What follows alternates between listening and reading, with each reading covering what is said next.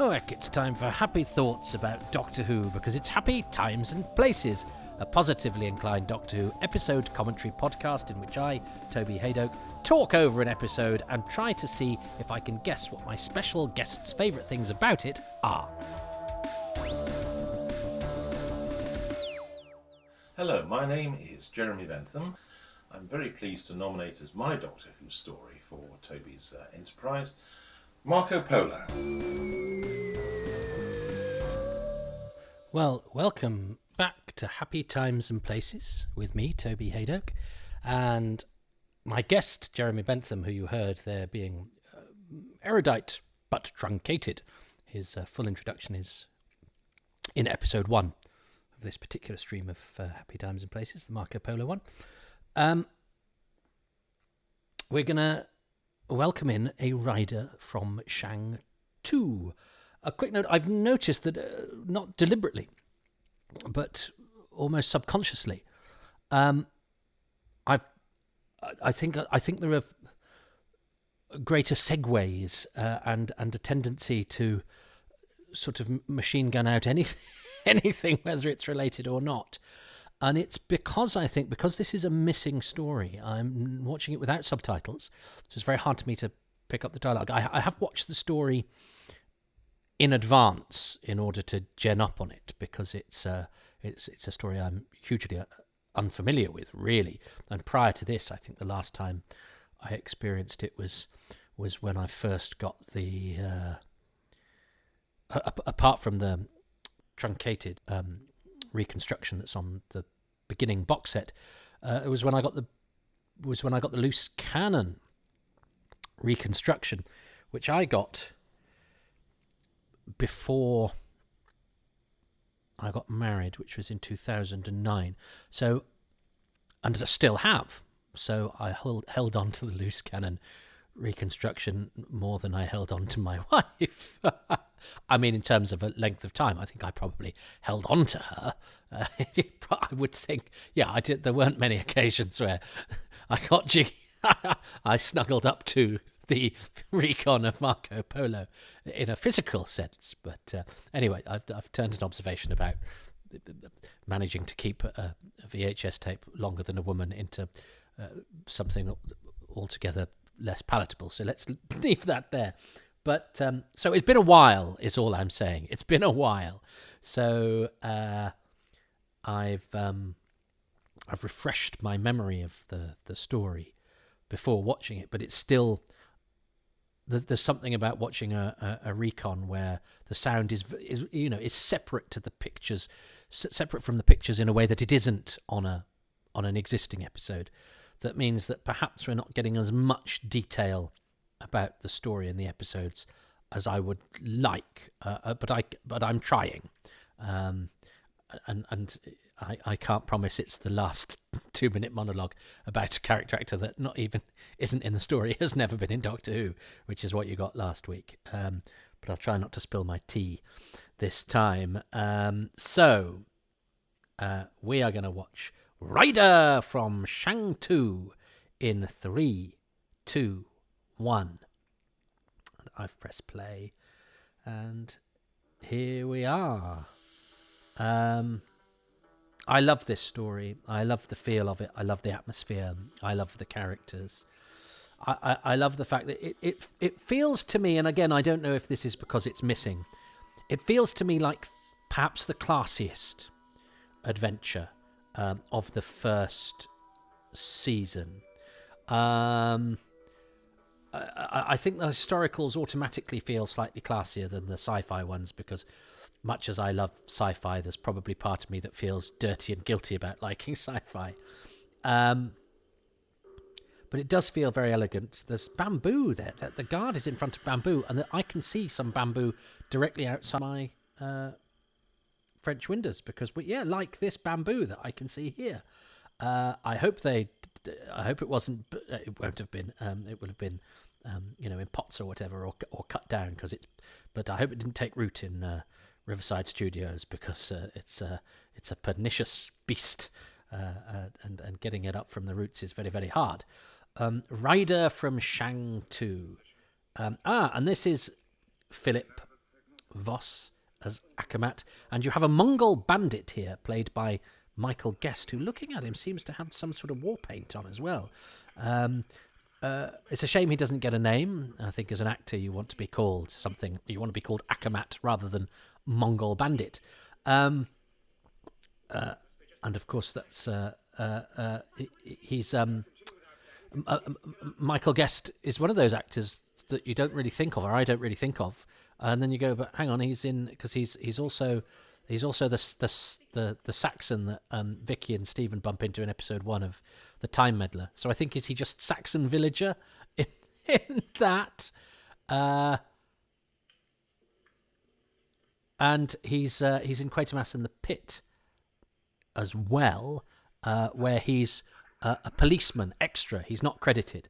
So I had course to sort of try and track him down because I tried to interview everybody from Quatermass in the Pit, and it took some doing, and I got the name of his house, which began with a Z. I can't remember what it was now, but it's quite an exciting name. And that's as far as I got. And then Ben Jolly, who is very good at tracking down actors, says he's died. So we never got hold of Michael Guest. He's also the interviewer in episode 1 of the Dalek Master Plan. He interviews Marvik Chen, so on the screen. So he's got 3 one-episode appearances in Doctor Who, and I don't think he says anything as much as the Saxon villager. This episode is missing, and I think he's largely off camera and missing in episode 1 of the Daleks Master Plan. So he's not been terribly lucky in terms of his appearances. He is, however, luckier than Tutty Lemko, who we will be coming to later. But yeah, Michael Guest, the reason he's the policeman in Quatermass in the Pit, I think, is because the policeman's uniform fitted him. There was a load of extras, and they went, "Oh, you're the best fit for this." So he gets a slightly better featured part than some of the others. But he's still a non-speaking supporting artiste. But yeah, Quatermass and Doctor Who. But sadly, he's gone before we could find him. Can't remember what the house was called, but it was something beginning with Z. Anyway. He's got and I like the setup of this episode where the guard is dead, the bandits are waiting outside, so these guys know there's going to be an attack. We know that Tigana's there, and not on their side, and aren't there? I think the bandits are waiting for a signal from him, but there's been an interruption because the dead guard wasn't supposed to be found.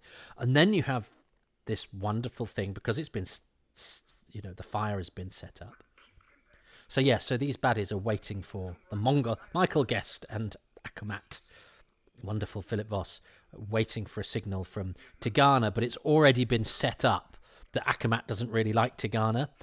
So I think he's going to attack anyway. Which is a nice bit of antagonism. I sometimes find it boring when baddies cross each other. Oh, and I like the fact that on the telesnap we have Philip Voss has done a little bit of action with his sword, that he's licking his sword to test. It's presumably if your sword is sharp, though, you'd cut your tongue off. But presumably people who lick their swords have a way of doing it where they don't cut it, but they can still test the sharpness. It looks plausible to me. It's a nice piece of business. It makes him seem like a genuine Mongol bandit. I don't know what they're like. It's a good piece of actor's business. It's a bit specialist. It's visually interesting. It's scary. I love the fact that Ian and Marco here have this conversation when they're setting up to defend the camp. Marco goes, you were actually trying to escape though, weren't you? And he goes, yeah. And the honesty between the two men, I think is lovely. But the fact that Ian's done the right thing and gone, well, I'm not going to lie to you. I'll tell you the truth. And of course, if he had lied, Marco would have gone, but you're a liar. So instead he tells him the truth, and Marco goes, well, I'm just going to have to be more vigilant then. And it's like, our heroes are totally scuppered by the fact that they're dealing with a reasonable man, because almost whatever they want to do, is he has a reason to be against them. If they're dishonest, it's like, well, you're liars. If they're honest, it's like, well, you're contrary to what I need to get out of this situation, so I'm going to have to keep my eye on you. I love, again, it's a sort of continuation of what I chose last week about the dynamics. I love the fact Marco's in his sort of leggings as well. Is that because does he normally have trousers? Are they his bed leggings? I don't know. But they do look like they've just sort of got up and it's bedtime. And yes, education. You travel back in time to educate people about historical events, but also I didn't know that if you threw bamboo on the fire, it would crackle, and that had something to do with fireworks as well, and boom. And they use that knowledge of science and of history, of the fact that, you know, their attackers might not know that it's just bamboo on a fire or whatever, in order to defend themselves. So it's ingenuity, it's knowledge, it's the application of knowledge. It's our 20th century non-violent, non-soldiery types using what they have at their disposal instead of violence and sword skills or whatever, in order to protect themselves in this alien environment. Now then, here is a fight which I believe is not on film. I could be wrong. Which makes me slightly worry about it. We've all seen that, and we've all seen we've all seen the Time Meddler, directed by that excellent action director Douglas Camfield, and possibly the worst sword fight in the history of time. That's partially because it was arranged by David Anderson, who wasn't really a stuntman, but we'll get into that for at a later date, I'm sure, on another podcast. Don't get me started on David Anderson and all the incorrect things written about him, even in very recent issues of Doctor Who magazine and currently on IMDb. David Anderson is not Dave Anderson. The clue's in the name. Anyway, he's not in this story. I think he might be an extra in one of the sequences, but anyway. And so yes, so I was interrupted myself when I spotted Michael Guest. I don't normally like it when villains are at odds with each other. I used to get very annoyed in 24 when you get a really, really good villain, and here's a good villain on the floor. Philip Voss has been killed, and the production would sort of get bored of them, so another villain would come in. I remember Julian Sands coming in and killing Mark Sheppard, who'd been a perfectly good villain up to that point.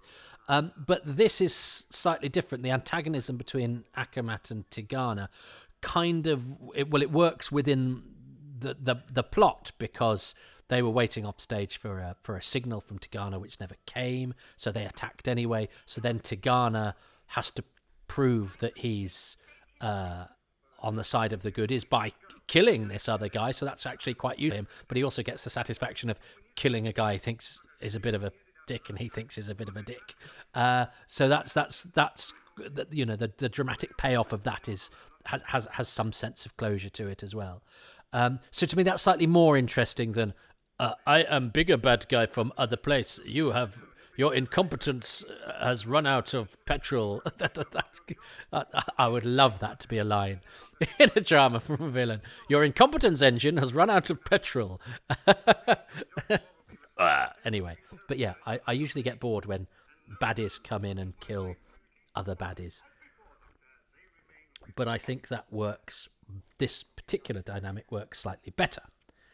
And it means that Tigana's bought himself a bit of time. Now, I have to invoke now the Doctor Who Crossword Book, which I bought, and I quite liked crosswords. I've since gone on to try occasionally to do cryptic ones, which are really hard, and my mother is excellent at. And when I have a run in a play or something, or go on holiday, I get better at them. But I like to think of myself as being good at them. But if you presented me one now, I'd probably get about 3 clues. And there are specific rules within cryptic crosswords that you have to understand. However, the Doctor Who Crossword Book, I could do simpler crosswords. You know, even when I was younger, I could do, you know, straightforward ones where it's just a different word for a thing or whatever. So there was a Doctor Who Crossword Book, and I was like, well, I'm going to be brilliant at this, because there's the Doctor Who. It's Doctor Who, and it's crosswords, and I am an expert on Doctor Who, thought I, because I'd read some of the Target books and got the odd issue of Doctor Who magazine and watched it a lot. And I remember one of the clues being the answer was Tigana, and me going, well, that's a mistake. Do they mean Tegan? And I can't remember what the clue was, but the answer was Tigana. I'm pretty sure. And it was too close to Tegan for me to think anything other than, well, that's just Tegan, and they've got it wrong. because when you're young, and my kids do this and it makes me really angry, where, you know, they go, oh, this computer game I was playing, this thing happened, and it's a wrong and it's a mistake, and it seems to me that they assume that there's a manufacturer's mistake rather than that they've misunderstood something, or they haven't worked out something correctly. Which I'm sure I'm just saying I did do that with the Doctor Who Crossword Book, but it annoys me when my kids do it. And I think it's partially because their mum is somebody who would say potato if you said potato. In fact, she'd probably go, well, actually, I think it's potato, in a really annoying way. Sorry, I'm aware that that's just my particular dynamic between me and that person, because people with whom you have a history have a way of expressing themselves that annoys you, and I'm sure it's mutually reciprocated. But what I'm saying is, I do that sort of mistrust in that assumption that something you've got is faulty or wrong. Seems to me quite a thing. Maybe it's just a thing that my kids do, and maybe it's because they think I'm usually faulty and wrong, and it's all my own. I'm expunging my own irritation at such things. Anyway, one of the other clues was here he is now, Paul Carson, looking very handsome, but again, I suspect if we could see him moving, we would be finding the makeup, particularly on his eyes, I think, slightly awkward and unpalatable these days. Although I have seen him in other stuff, and he certainly has an olive-skinned complexion. I don't know quite where he was from. We didn't know anything about him for ages, and I tried to find out from Morris Hussain, and Morris had said he was a model, and I think he was a cigarette model, but he didn't know much more than that. Since discovered, I think, that he's dead. He's definitely dead, Paul Carson, and I think he'd gone to the States. I've got it somewhere. I've got some notes and I've forgotten, but he's another one that I think IMDb mixes up with a racing commentator or somebody that isn't the same. And Paul and Carson are not uncommon names, so the Paul Carson combination isn't helpful. But that's going to give me something to talk about in episode 6, because I can't remember off the top of my head. It's the sort of stuff I used to remember, but now I have it written down and filed away so I can refer to it if I need to.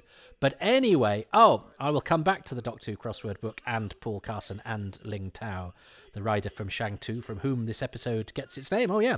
So Ling Tao, Paul Carson, the rider from Shang-Tu, is in that subset of people after whom an episode is named, sort of. But there we have Wang Lo, the hospitality manager at this particular way station, played by Gabor Baraka, who was he Hungarian?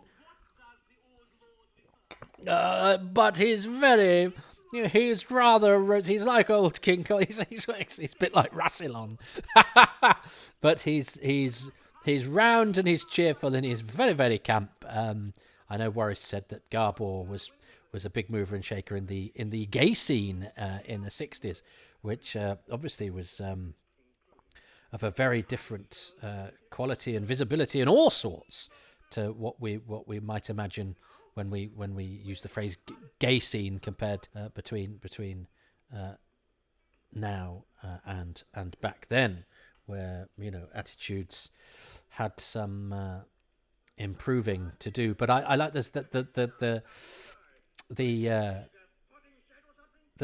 picture. What is it? A potting shed or something? There's a picture here that has captured Ian and Barbara grinning away at the offence the Doctor has taken at Wang Lo's description of the TARDIS. All those fish are dead. Yes, I met one of them once, had lunch with him. Although actually Koi can't live quite a long time. No, I'm sure they're all dead. I'm not interviewing them. Yeah. Although I did have a thought about Monica the elephant from the Ark, and whether she's still alive. But she still wouldn't be able to tell me much, because elephants live a long time. Anyway, let's not get into that. I'm not doing the Ark yet. I have a computer who has recorded their thoughts on it, and I love the Ark. I love 60s Who. There's just I hadn't really thought about those fish, but they will have had to have got those fish from somewhere, assuming we see the fish, but I think we do. But I'm sure not all the pictures in the recon are of the fish from the episode, because I'm sorry, but a lot of fish look the same, and I'm sure they've got a picture of fish from somewhere else. Could even be their fish. But anyway, it wasn't until we got episode 2 of The Underwater Menace that what we thought when we thought Zaroff was referring to his octopus, it's not. It's just a fish in a tank, and his octopus is tentacles off, as it were. But yes, Wang Lo is very fruity and very camp and very jolly, and a much needed bit of sort of comedy in this, rather elegant and very serious and very, very thoughtful story. I think Wang Lo is a hoot, and so is Kuit Ju and his monkey, who appears here. Tutty Lemko, much unluckier than Michael Guest, in that Tutty Lemko is in 3 episodes of... or maybe 3 episodes of Marco Polo, 3 episodes of The Mythmakers, an episode of The Crusade, and he's even credited on an episode he's not in. He choreographed some of the movement, doesn't he, on The Celestial Toymaker? And none of those episodes exist. So Tutty Lemko, who I believe gave great value. He was one of those actors who didn't believe that less is more. I think more is more. And Tutty Lemko in an eye patch with a monkey. And bear in mind, these monkey scenes are not done on film. They are done in studio as continuous recording. And I know that famously the monkey went up the gantry and shat everywhere and caused quite a stink and was a bit of a handful in the studio. But it's all that attempt to, create verisimilitude. And I think at this stage in the story to create a bit of colour. Because it has been quite serious and it has been quite thoughtful, and character machinations and all that sort of thing. And it's a 7-parter. And suddenly Lucarotti's gone, hang on, I need a campway station greeter, basically, and a piratical money-grabbing merchant with a monkey with diarrhea. I don't think the diarrhea was in. I know the diarrhea wasn't intended, but suddenly, so we get a couple of characters who are a bit larger than life, and that also helps with the fact that our villain is purred and underplayed as well. That suddenly, 5 episodes in, we're suddenly. Throwing in some different textures and some different qualities and some different sounds, if you like, because 7 episodes is a big ask. 7-episode travelogue, but we've had we've had a battle scene at the beginning of this. I do worry about the battle scene. I don't know why, but I suspect. Well, I would be very happy for everybody if it turned out to be brilliant. I'll tell you what, someone will go and find it, and then we can find out, and I'm perfectly happy to be disappointed. But in terms of, the structure of the story and the story being told, we've had a battle. We've now moved on. We've got these simmering character dynamics and the fact that we know that he's a baddie, and the fact that, we're worrying about how the TARDIS is going to get back to the Travellers and the ways that they're trying to do that. I like the fact, it's a bit like the time ring in Genesis of the Daleks. It's just a little extra dramatic drive playing alongside the story itself. And anyway, this is Ryder from Shang 2, and the main new character is Paul Carson's Ryder. And I like the fact that he gives us that thing, that again, like the bamboo, he gives us the, I run for 300 leagues and then I change horses, and that's how I ride so quickly and I ride all straight. And one, it's an insight into the brilliant techniques and things that people from the past do. They might not have had our technology or our understanding, but they're not simple people, they're not primitives. They work out ways of being advanced with what they have to hand, and in theirs it's a series of fresh horses put at strategic places. So that takes planning and strategy and a science, if not science in the way that we understand it, but an understanding of the natural world and the way it works and how they can manipulate their resources to make them work the most efficiently, which is what science is. So I like that depiction of the past. I like the fact that it has an educational element, because I didn't know that sort of stuff. Ian here is doing that get an extra drunk thing that is always less funny than you want it to be when it happens, unless you kind of just go with it. especially as the extra is just laughs, I think, doesn't he? Because he's not allowed to say anything, but he is allowed to laugh. I think he might get an extra tenner for laughing. And then Ian knocks him out. But they can't have a proper conversation with character. But also, Ryder from Shang 2 was another answer, and it was a long answer in the Doctor Who Crossword Book. And I remember thinking, well, this is going to be a story title, so I'll be able to get it because it's long. Usually if a clue is quite long, you've got more of a chance of getting it because 4-letter word could be sort of anything in a way. But a long thing, you've got more clues along the way. And I remember finding, and I cheated in the end, and I looked it up in the back, and I went, and I guess it was the clue Ling Tao, I don't know, or I don't know what but the answer was Ryder from Shang 2. And so of course it's got a dash in it as well, so there's only a certain amount of words it could be, so, but I'm going, right 2? Not many letters that are, words that are 2 letters that come after a dash.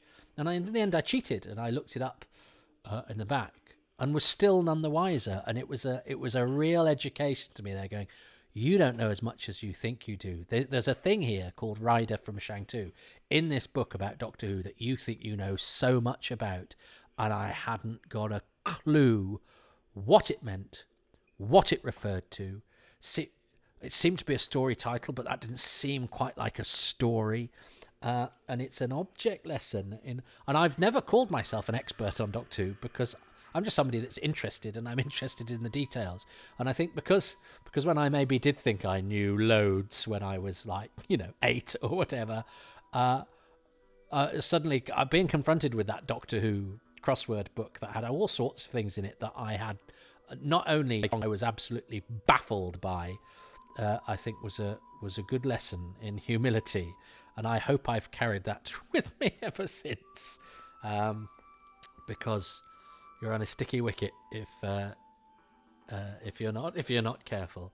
There's loads in that episode, and I love and it's that so near and yet so far, and of course it had to be Tigana grabbing Susan, and that picture, I remember that picture being in Doctor Who magazine, and it's just black behind him, and you can see him sort of looming over, and he grabs her, and he seems about 6 foot, 10 foot tall, and it's a brilliant, he seems so powerful. That's what I love about Darren Nesbitt in this, where he's quite Joe 90ish, he's like a sort of overgrown schoolboy in that Prisoner episode that he's in, and when he's the Nazis, he's thin and pointed and slightly effete or whatever, but in this he's butch and scary. And just so near and yet so far, they're just at the time. I think in the 60s, it reminds me of that first story, when they're running towards the TARDIS and they get there by the skin of their teeth and the spears are thrown and they're all dirty and their clothes are torn. It's almost like every Doctor Who adventure is them sort of just racing to get back to the TARDIS. That's their, they're not there to save the universe. They're not there to fight the good fight of good versus evil. And what would the Doctor do? Young people, the young people who say this is what Doctor Who's about. Doctor Who's about escaping from danger at the skin of your teeth. And shutting the doors of your indestructible spaceship just in time at this stage. Do you know what I mean? That's what's, I suppose, brilliant about Edge of Destruction is it very brilliantly turns that sanctuary into danger. I never thought about that, actually, is that for a series in which the ship is the sanctuary, to actually have that inveigled by what they think is a malevolent force, turns out to be a stuck button, but let's not get into that. That's why that story is perhaps even more effective than we might think, because it's a reversal of the general dynamic, which is that, whenever things go wrong in the adventures, which they invariably do because they're Doctor Who adventures, you've got to get back inside that ship because that's your lifeline, that's your ticket to safety. And quite often in these early adventures, safety is anywhere but here. And I love that thread, that undercurrent to the whole adventuring, is that sometimes it's just we've got to stay alive for now to give us a chance to get back into the ship, and that's our sole motivation, not any grand plan to teach the universe to be better, and to tell people. It's just to survival. Which means the title of the very last Doctor Who story is even more appropriate, and I don't think that's necessarily ever quite recaptured as the story goes on, which is why I find these pioneering first few episodes really interesting because you can see the stories, the series as we know it taking shape, and some things that they abandoned not because they were bad ideas, but because the novelty of them or sustain it so much. You'd be bored now if you know the whole story was, well, we've got to get back to the TARDIS because we know the TARDIS. I'd said this in earlier episodes, but no, I like that idea. But I think what I like about thinking about this episode and this story, is that inside the TARDIS is anywhere but here, and the fact that our characters are always on the run and always on the edge of, being marooned in a hostile environment where they don't have the wherewithal to survive for a long period of time. I think that's really interesting. But what I am going to choose for this episode, because it's got the bamboos and because it's got Ling Tao's explanation of his horse riding, and because I think of Barry Newbury's, I love Barry Newbury's set thing where he reasoned, I think, quite sensibly that way stations would all be based on a similar pattern so he could redress and change. And I think, don't they get smaller as they get closer to their destination because they wouldn't need as many things? And, all that thought that goes into the design that they may not explain on screen. I don't know if they do, but you learn when you read an interview with a designer, and that is the educational element of Doctor Who. And it's not an educational intent as the word education is sometimes used today, which is, we know better than you, read our blog and you'll find enlightenment, but educational in terms of broadening the palette of knowledge of your viewer, especially your young viewer who has been lured here by the adventuring, but gets an extra bonus of going away, having seen a sword fight, having booed a purring villain, having laughed at a funny character, and having, being cheering on our heroes and hoping they escape. Within all of that, because of the characters they're encountering and the setting of the adventure, they learn things. And I think some of the stuff that I learned about through watching or reading or whatever Doctor Who when I was younger, because my God, you remember things so much better when you're that age than you do when I'm my age, hence me having to look up what I've learned about Paul Carson, whereas I haven't had to look up, as I say, I'm writing a podcast about Doctor Who, A Celebration, and I haven't had to look up any of the sentences I remember verbatim from that, because you're moldable as a youngster. And I think that's the other thing one regrets about, I was talking about age last time, about how, stuff sank in and it stuck, but particularly if it was stuff that was told to you in a fascinating way. And I think that's the beauty of Doctor Who, is that you enjoy learning the facts because this stuff is so magical to you that you want to know more and you want to suck up all that knowledge.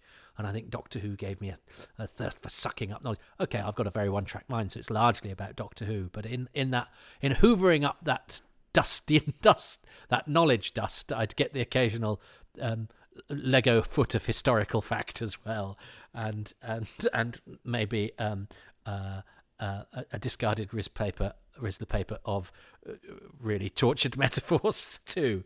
So for me, the thing about Rider from Shang 2, the story that told me by its very title, the episode that by its title told me I didn't know as much as I think I did, is appropriately an episode that has lots of educational content that taught me stuff that if I hadn't experienced this particular Doctor Who episode, I wouldn't know, and the kids watching wouldn't have learned. And, that's very true to what the concept of Doctor Who was at the very beginning, and more to its power to its elbow for so being. Well, he was a schoolboy when it was on, so what did Jeremy Bentham learn from Rider from Shang 2, and what did he decide was its best thing? Let's have a little bit of pressing play on Jeremy's contribution. No discussion of Marco Polo would be complete without a mention of its set design. And of course, for this, all credit goes to Barry Newbury for his quite spectacular sets that he designed and that were put up in Studio D at Lime Grove, that made the story just look so absolutely sumptuous in a way that explains why so many other people at the BBC thought Doctor Who was getting preferential treatment and had been awarded budgets far higher than a children's family viewing drama should be allowed to have. And you can imagine why companies like Disney were interested in doing this story on a big screen. Can you imagine if it had been done like Hammer's version of She, what this story would have looked like up there on the big screen? And yet it was all executed in Lime Grove, and that's the remarkable bit for me. Here's a true story. Back in 1987, I was asked to do some Vox Pop material for the BBC Two review show, Did You See? And that took me down to Shepherd's Bush Green to record the little segments that were going in there. The researcher girl who did the interviews, a lovely lady named Krishna, I asked her where she worked, and she said she actually worked at Lime Grove. That was her base as part of the BBC's current affairs team. I asked if it would be possible to actually go in there and have a look at Studio D. Rather surprised by my request, she indulged me and took me to the place that she said people used to refer to as Slime Grove because it was such an old elderly building. And we went up all these stairwells that looked a little bit like the hospital locations in the Invasion of Time, to a little viewing gallery that looked down into this really quite small tennis court of a studio. And I was very quiet. And she thought, oh, well, it was probably a little bit disappointing. But no, it wasn't disappointing at all, because you absolutely knew at that moment you were seeing the place where true magic was crafted and created by designers like Barry Newbury, that this was the point at which the magic that is Doctor Who actually began. So for me it wasn't Slime Grove at all, it was Sublime Grove, and I must admit that was one of the happiest experiences of visiting a Doctor Who studios that I'd ever known in my time. So I commend set design to my special moments for the rider from Shang 2. Now, that was foolish of me, wasn't I? Because set design was obviously going to be one of the choices.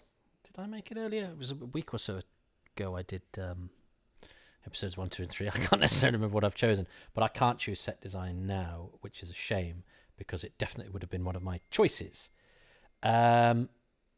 So Jeremy's slightly bested me there. I mean, again, it doesn't really matter, but it means I've got 2 episodes, 3. I've still got 3 things to choose.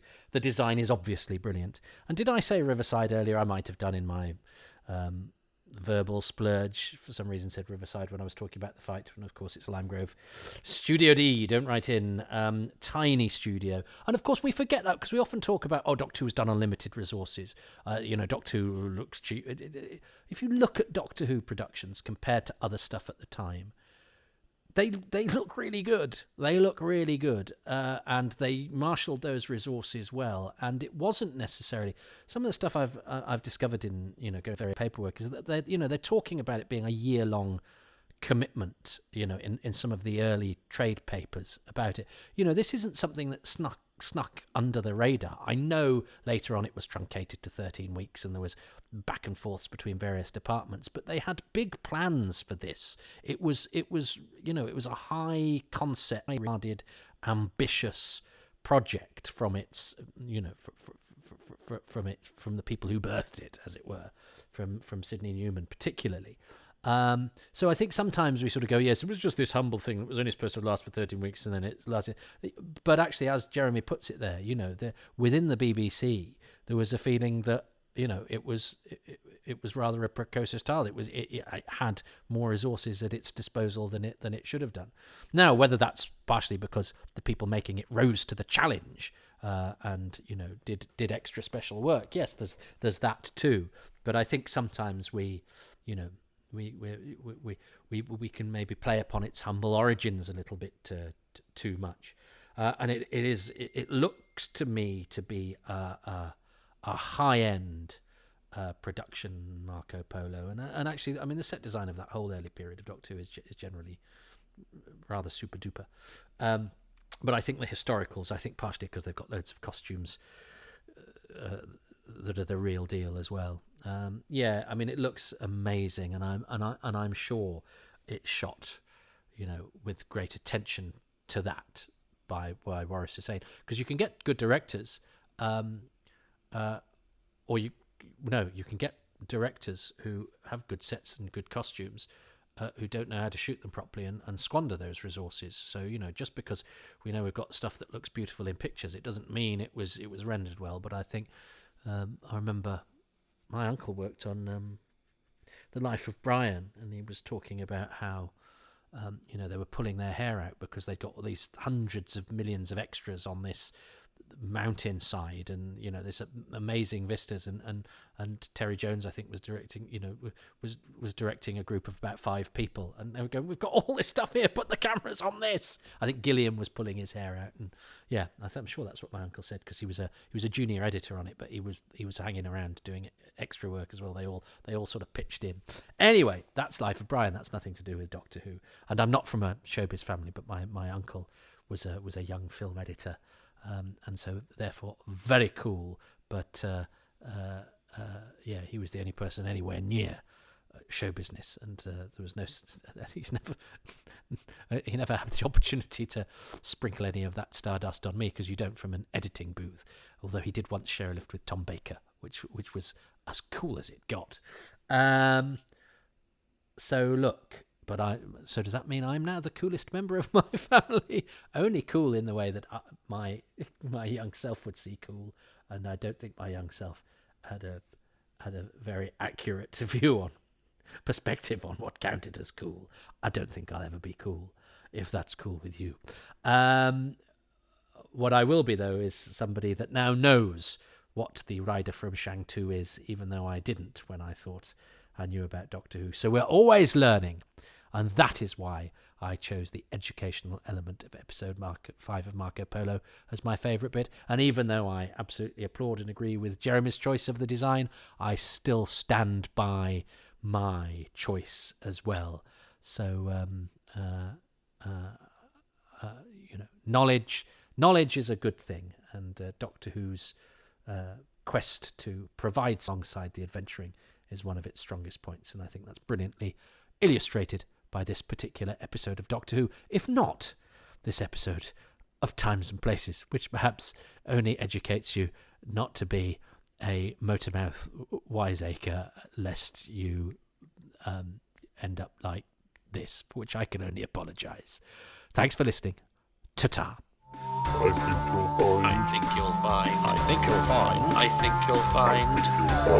I think you'll find. All right, I checked. There were fish. But actually, I thought I'll check this. It's really quick, simple, just before I record the credits. And of course, I've disappeared down a rabbit hole, which is a very bad place to look for fish. So it's not actually that straightforward. But there are fish in the episode. And I think one of the telesnaps, one of the pictures in the recon is a telesnap of fish. But I think the other picture of fish, because there's a couple, is just someone's fish. Or internet fish to net. A net is a good place to catch a fish. But anyway, yes. But I don't know if the fish were filmed at Ealing, as had been planned. It had been planned to film them at Kew. Then it was planned to film them at Ealing, but I don't know if they were.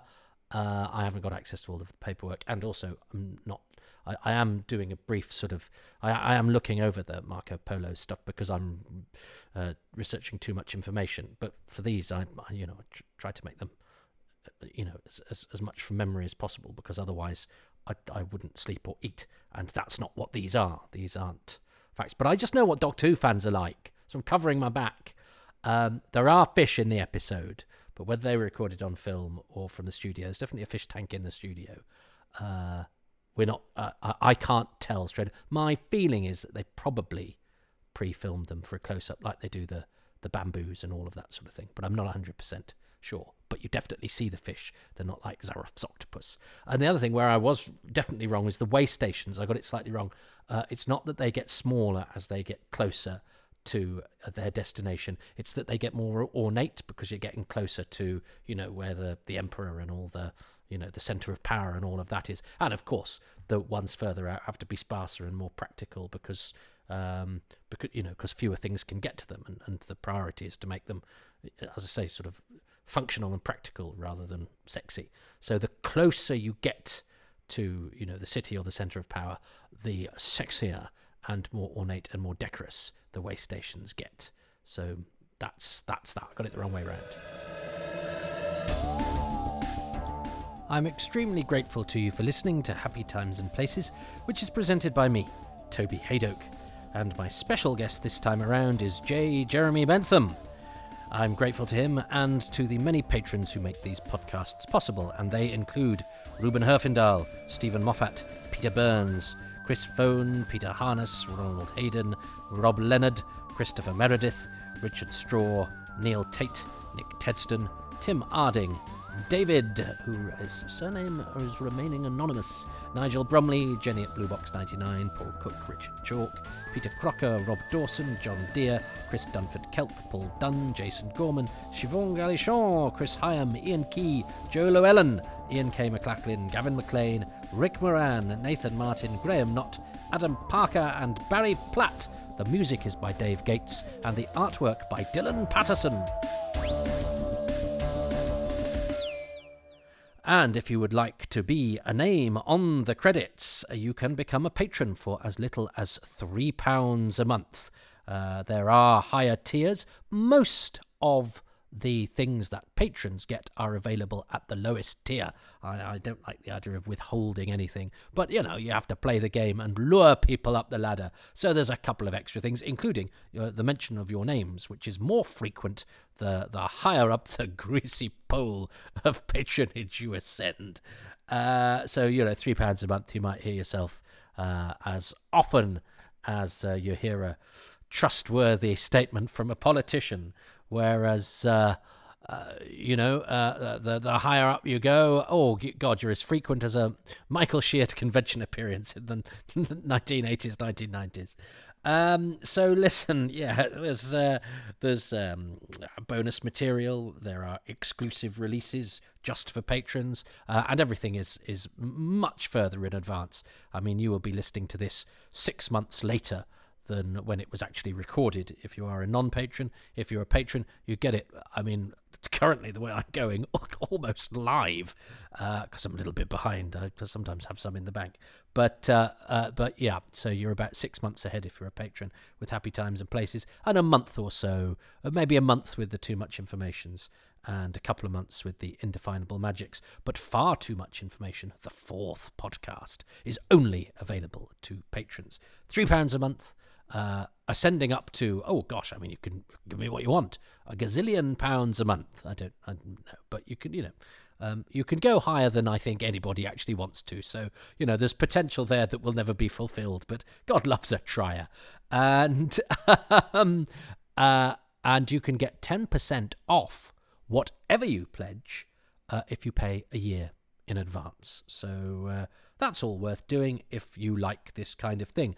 And with your help, that means that, I can devote the proper time to these that I'd like to, but also it ensures that they are ad-free. A lot of podcasts are less to stop halfway through, and the hosts pretend they can present adverts and show you why actually, a really good advert is done properly on the telly by experienced voiceover artists and actors.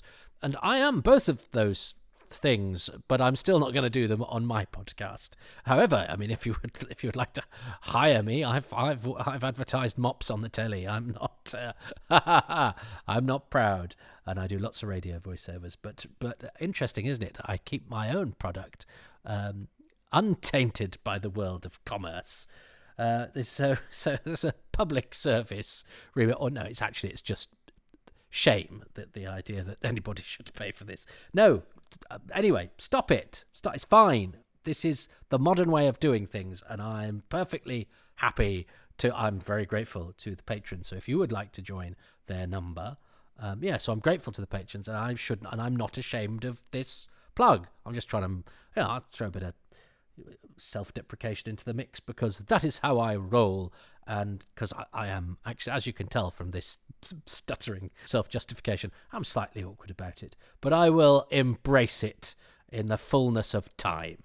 So become a patron. If you can't or don't want to commit to the monthly thing, you can go to kofi.com/Toby Haydoke and just throw me whatever amount or denomination of cash whenever you like, if you fancy it, if you're feeling flush, if you particularly like an episode. yes, that's an alternative. Ko-fi.com/Toby Hadoke. And of course, I totally get if that's not possible. We're just seeing the prices of everything skyrocket. So I just like the fact that I can reach out to you from my living room and we can talk and sort of, have this community of Doctor Who conversation, even though it's very one way. But I do feel like, we have a slight hangover from the pandemic where, we were throwing stuff out there in order that we still remained in communication even though we were locked up. I'm a kind of locked up kind of guy anyway, so this is what I've continued after the pandemic. And do you know what costs you nothing? Is if you go to iTunes or Podbean or Spotify. Apparently Spotify is where a lot of people get their podcasts, and I don't seem to have a lot going on Spotify. I seem to mostly do on iTunes. Anyway, so if you could spread the word and particularly give 5-star reviews, that really helps to make these visible. A 5-star review and perhaps a few lines as well to say what you like about it and to lure people into the listenership. So that costs you nothing, and you can do that everywhere you like. That'd be lovely.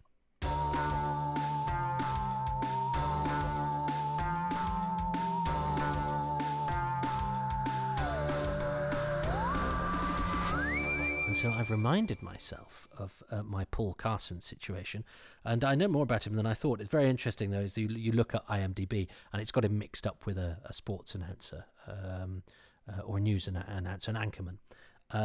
And I mean, one Google you look at the anchorman and go, well, it's not the same guy. It's already pretty unlikely because there's a sort of 20-year gap in credits from acting credits on British television to being an anchorman, essentially playing himself in various productions, as anchor people do in movies and TV shows. That's what they do to give verisimilitude. And why get an actor to play an anchor when you can get an anchor to play an anchor? And that would automatically make you smell a rat, but still. It's not enough to keep it off IMDb, and there are still a ludicrous amount of quite serious researchers who would look on IMDb and just go, oh, well, that's true then. If it doesn't look likely, it ain't, and it's not the same guy. But I'd forgotten I knew the name of... Well, I don't know if I'm going to curse it now. Sorry, nothing ventured. I found... who Paul Carson was married to at the time of Marco Polo. So I'm going to send her a message. See if I have any luck.